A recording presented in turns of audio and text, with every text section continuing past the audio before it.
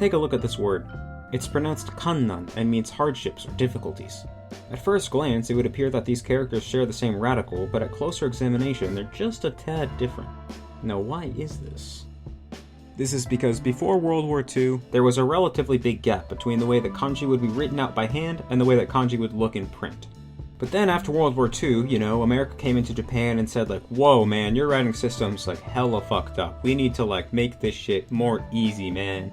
Now this reform led to a few different changes in Japanese. First of all, they changed the whole system of kana so that things are written more like how they sound and there's not as many spelling exceptions. But then a few things happened to the kanji. First of all, they were like, okay, there is just too many kanji. You guys have to decide on like 2,000 max and just somehow make that work. So this is the creation of the Joyo kanji list, and it's the reason why you never see any of the kanji that are not on this list used in a newspaper. So what happens in these cases is when you use a word that normally would be written with a non-Joyo kanji, you either just write it in hiragana or you replace it with a kanji that is a Joyo kanji but is similar. Second of all, they were like, okay, these kanji are too hard, man, too many strokes, and so they created simplified versions of the most difficult kanji. Here are a few examples. Now at this point, China had already done the same thing as well a few decades earlier, but Japan made up their own simplified versions. They didn't just use China's, so now there's actually 3 versions of some kanji. And lastly, they were like, okay, no more different fonts and stuff, that's too hard. From now on, all kanjis are gonna look just like they look when you write them out by hand, even when they're typed. And that was all nice and dandy, except in later years, everyone kind of realized that 2,000 kanji actually isn't enough, and so, they had to bring back all the other kanji they threw out. Now this is where everything went wrong. Well, you remember how kanji got simplified and how their fonts got changed? Yeah, well when they brought back all those kanji that they had previously thrown out, they didn't bother to update the font or to simplify them in the same manner that all the other ones had been.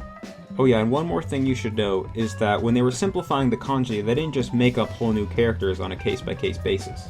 They would take entire radicals and simplify those radicals, and then systematically replace every kanji that had that radical with a new version of it. So this brings us back to that first word I showed you, kannan. If you were to view this word before World War II, they would have the same exact radical. But since out of these 2 kanji, only the one on the right is a Joyo kanji, only that one got updated to the font that looks more similar to the way it's written by hand. I mean, it would be as simple as making a new font that just adjusted the little differences in the radicals so that kanji that had the same radicals actually looked like they had the same radicals, but for whatever stupid reason, the font makers in Japan don't bother to do that. Here's another example. Here is the original character for oboeru. Then, since that thingy at the top is, kinda hard, they simplified it to this. This is a character which means to mix, and is used in words like this one, kakuhan. Yeah, you see how the right side of this character is the same as the old version of oboeru? Why didn't the right side of this character get updated to match the new version of oboeru? Well, that's because at the time that they were simplifying the characters, they had decided that this one was unnecessary and they threw it away, and then when they changed their mind and brought it back, for whatever reason they didn't put in the 1 minute of effort to update it to match all the other characters.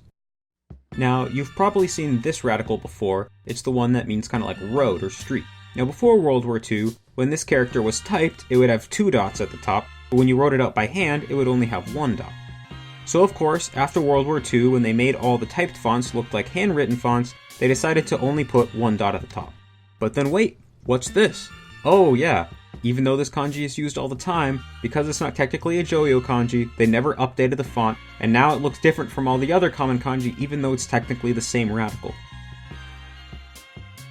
Talking about how stupid Japanese kanji are, did you know that Chinese stroke order and Japanese stroke order can be totally different for the same kanji?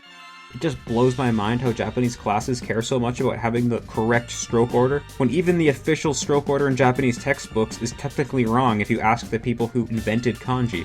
And it's not just that they're different, the Chinese stroke order for characters is almost always more natural and helps you write a better looking character.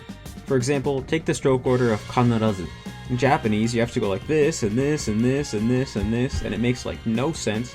But in Chinese, all you do is draw kokoro, and then just draw a line through it at the end. It makes way more sense. But sometimes it's not even just a matter of stroke order. Sometimes the original radicals actually get lost in the Japanese version. For example, take this character. Originally, it's supposed to be made out of these 3 radicals. In Chinese, the stroke order is just how you'd think it would be. But in Japanese, it's like this.